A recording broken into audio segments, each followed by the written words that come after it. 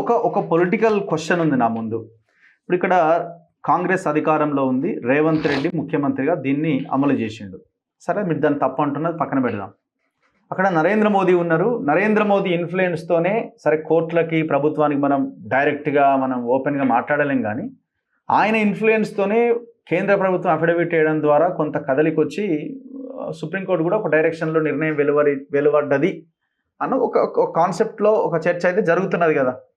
ఇప్పుడు రేపొద్దున ఈ మైలేజ్ మనకు 100% వస్తుందేమో అనుకుంటే కొంత ఇటు కాంగ్రెస్ గవర్నమెంట్ దెబ్బతీసింది, వీళ్ళు చేస్తారు అనుకోలేదు అన్న పక్షంలో ఇదేమైనా దీనికి ఏమైనా అడ్డుకట్ట పడే అవకాశం ఏమైనా ఉందా ఈ మధ్యలో? అంటే రఘు గారు, సామాజిక సమస్యలను, అంటే ఇవి సామాజిక సమస్యలు సెన్సిటివ్ ఇష్యూస్, సామాజిక సమస్యలను రాజకీయ కోణంలో చూసినట్లయితే సమస్య ఎప్పటికీ పరిష్కారం జరగదు. మానవీయ కోణంలో చూడాలి మనం. అందుకే ఇది ఎవరు చేశారు, క్రెడిట్ ఎవరికి వెళ్తుంది, క్రెడిట్కి ఎవరికి ఎక్కువ వెళ్తుంది, ఎవరి తక్కువకి వెళ్తుంది అనేటటువంటిది చర్చించడం కంటే ఇట్స్ ఎ టీమ్ వర్క్. అంటే అల్టిమేట్గా పొలిటికల్ పార్టీలు ఆ కోణంలోనే ఆలోచించి నిర్ణయం. నేను అదే అంటున్నాను. ఈరోజు అలా అనుకుంటే కాంగ్రెస్ ప్రభుత్వం వర్గీకరణ చేసింది, ఆ క్రెడిట్ అంతా కాంగ్రెస్కే రావాలి అని అనుకుంటే, రాజకీయ కోణంలో చూస్తే మరి కేంద్రంలో ఉన్నటువంటి బీజేపీ ప్రభుత్వము ఈ వర్గీకరణకు సంబంధించి ఒక ఫేవరబుల్ అఫిడవిట్ ఫైల్ చేసిన తర్వాత జడ్జిమెంట్ వచ్చింది. అంటే టీం వర్క్. సో అందుకే టీం వర్క్ కాబట్టే ఈ వర్గీకరణ అంశంలో న్యాయము ధర్మము ఉంది కాబట్టే పార్టీలకు అతీతంగా అన్ని పార్టీలు ఏకాభిప్రాయానికి వచ్చాయి. కాబట్టి దీన్ని రాజకీయ కోణంలో చూసినట్లయితే శాశ్వతంగా పరిష్కారం దొరకదు. దీన్ని సామాజిక కోణంలో చూడాలి, మానవత కోణంలో చూడాలి.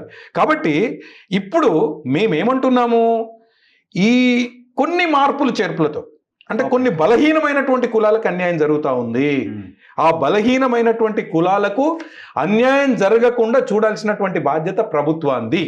ఇది మానవీయ కోణంలో గురించి మాట్లాడుతున్నాం. ఓకే, ఇప్పుడు మీ వివేక్ని ఎందుకు టార్గెట్ చేస్తున్నారు ప్రతిసారి? మీరు ప్రెస్ మీట్ పెట్టింది ఆలస్యం, ఆయన్ని కార్నర్ చేస్తున్నారు కదా డైరెక్ట్గా.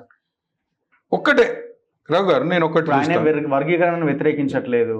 మొన్న అసెంబ్లీలో బిల్లు పెట్టే క్రమంలో కూడా ఆయన అవసరమైతే 20% పెంచాల్సిన అవసరం ఉందని ఒక పాజిటివ్ స్టేట్మెంట్ ఇచ్చింది.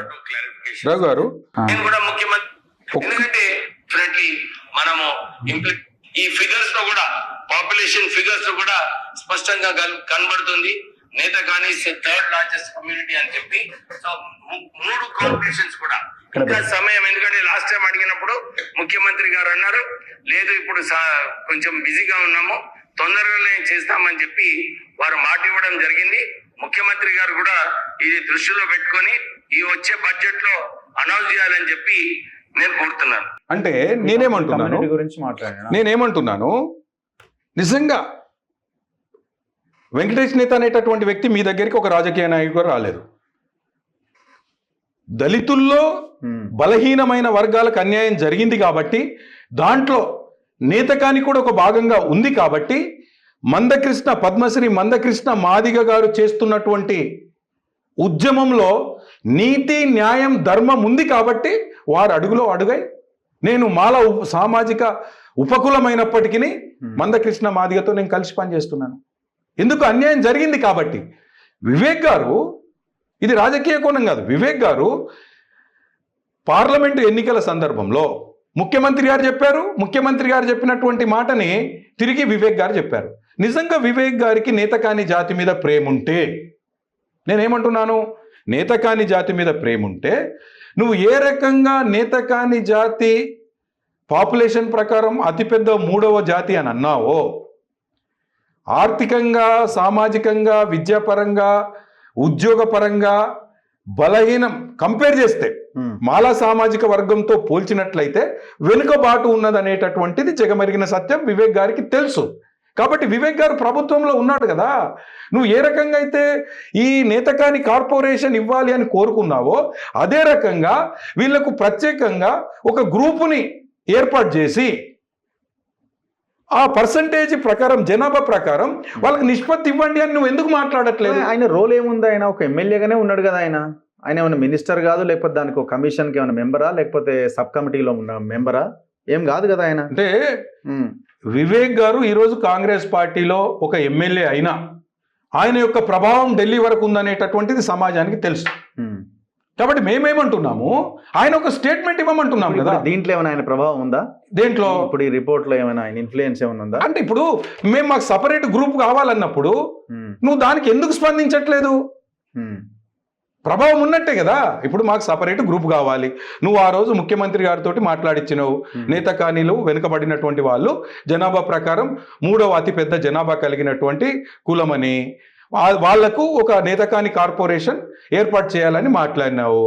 మరి ఈరోజు ఆ వెనుకబడ్డటువంటి కులానికి ఒక ప్రత్యేకమైనటువంటి గ్రూప్ ఏర్పాటు చేసి ఆ జనాభా ప్రకారం ఈ పర్సంటేజ్ ఇవ్వమని నువ్వు ఎందుకు మాట్లాడట్లేదు? అంటే నీతో పెట్టుకొని మా అవకాశాలన్నీ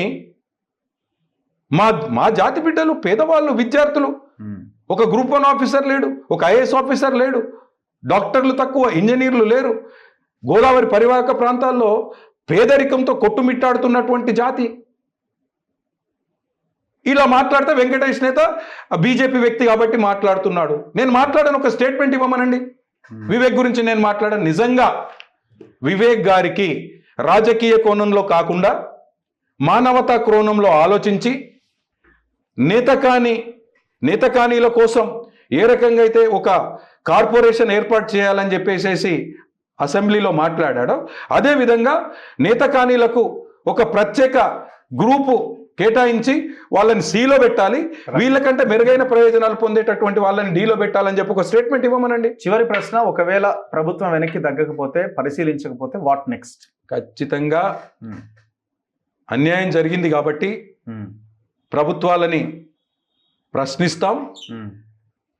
ఈ రానున్నటువంటి సమయంలో ఏదైతే 59 కులాలలో మాదిగ ఉపకులాలు మరియు మాల ఉపకులాలు అని అనుకుంటున్నాం కదా, మాల ఉపకులాలకు జరిగినటువంటి అన్యాయాన్ని కూడా మందకృష్ణ మాదిగ గారి దృష్టికి తీసుకెళ్తే వారు సంఘీభావం ప్రకటిస్తున్నారు, వారు మద్దతు ఇస్తున్నారు. కాబట్టి కేంద్రంలో అధికారంలో ఉన్నారు, మీ పార్టీ స్టాండ్ ఏంటి, మీరు తీసుకోబోయే నిర్ణయం ఏంటి? అసలు పార్లమెంట్లోనే చట్టం చేస్తే అయిపోద్ది కదా. రఘు గారు దయచేసి ప్రశ్నకి మీ సమాధానం.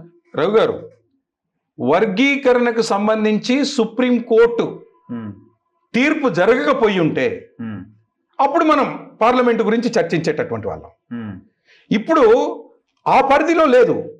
సుప్రీంకోర్టు 7 ధర్మాసనంలో 6 ధర్మాసనం రాష్ట్రాలకు అధికారం ఉంది అనేటటువంటి జడ్జిమెంట్ ఇచ్చేసింది. ఇప్పుడు రాష్ట్ర పరిధిలోకి వచ్చింది అంశం కాబట్టి పరిష్కారం చూపెట్టాల్సినటువంటి బాధ్యత రాష్ట్ర ప్రభుత్వాలది. దానికి మా కేంద్ర ప్రభుత్వం నుండి ఎలాంటి సహాయ సహకారాలు కావాలన్నా ఇవ్వడానికి మేము సిద్ధంగా ఉన్నాం. పార్టీ పరంగా మీ స్టాండ్ ఒకటి చెప్పాలి కదా. ఏది? వెంకటేష్ నేతగా మీరు ఒకటి మాట్లాడుతున్నారు, పార్టీ పరంగా మీ స్టాండ్, పార్టీ స్టాండ్ ఒకటిగానే ఉన్నదా? పార్టీ వర్గీకరణకు మద్దతు ఇచ్చింది, నంబర్ 1 మద్దతు ఇచ్చింది కాబట్టే కేంద్ర ప్రభుత్వం అఫిడవిట్ సుప్రీంకోర్టులో దాఖలు చేసింది, నంబర్ 1. నంబర్ 2, రాష్ట్రంలో కాంగ్రెస్ ప్రభుత్వం తీసుకొచ్చినటువంటి నివేదికలో కొన్ని లోపాలు ఉన్నాయంటున్నాం. మేము పూర్తిగా దీన్ని తప్పు పట్టట్లేదు. ఈ రిపోర్ట్ అనేటటువంటిది పూర్తిగా తప్పు పట్టట్లేదు. దీంట్లో కొన్ని లోపాలు ఉన్నాయి. బలహీన వర్గాల కులాల్లోకి బలవంతుల కులాలు కొన్ని చేర్చినారు. బలహీనమైన వర్గాల కులాలని బలవంతుల జాబితాలో వేసినారు. దీన్ని దయచేసి సవరించండి అని మేము ముఖ్యమంత్రి గారిని విజ్ఞప్తి చేసినాం. మేము ఇదంతా తప్పుల తడక అని అంటే భావించట్లేదు. దీంట్లో కొన్ని లోపాలు ఉన్నాయి. ఆ లోపాలను సవరించుకొని ముందుకెళ్ళినట్లయితే అన్ని కులాలకు సమన్యాయం జరుగుతుంది, ఈ సమస్యకు పరిష్కారం జరుగుతుంది. Anyway, thank you very much. Thank you Rao గారు, thank you very much. Thank you very much. ఇది వెంకటేష్ నేత గారితో స్పెషల్ ఇంటర్వ్యూ ఆన్ ఎస్సీ వర్గీకరణ. చూద్దాం రాబోయే రోజుల్లో వీళ్ళ ఫైట్ ఎలా ఉంటుంది. గవర్నమెంట్ ఏమైనా కొంత వెనక్కి తగ్గి పరిశీలించి నిర్ణయాన్ని ఏమైనా మార్చే అవకాశం ఉందా, లేదు యాజ్ ఇట్ ఈస్గా అదే నివేదికని బిల్లు రూపంలో తీసుకురాబోతున్నారు. సో మరి కొద్ది రోజుల్లోనే దీనికి ఒక సొల్యూషన్ అనేది దొరికే అవకాశం అయితే కనబడతా ఉన్నది. చూస్తూనే ఉండండి మన తొలి వెలుగు.